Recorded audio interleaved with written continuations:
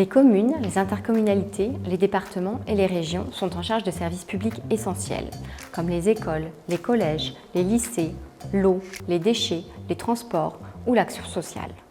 La Cour et les chambres régionales des comptes examinent chaque année leur situation financière. Leur situation était favorable en 2022. Qu'en est-il en 2023 ?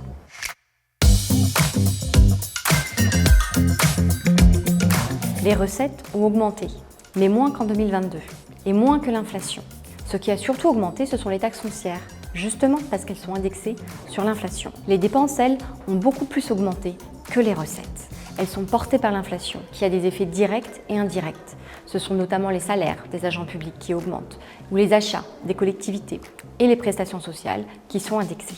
Au total, avec des recettes qui ont augmenté moins que les dépenses, l'épargne des collectivités diminue. Mais elles ont continué à investir, beaucoup, si elles ont pu. C'est parce qu'elles sont globalement peu endettées.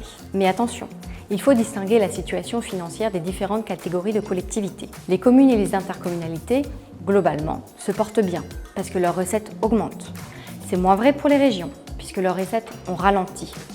Et enfin, la situation des départements s'est dégradée, puisque le retournement du marché immobilier a entraîné une chute des frais de notaire. Au final, les collectivités ont dégagé un déficit en 2023.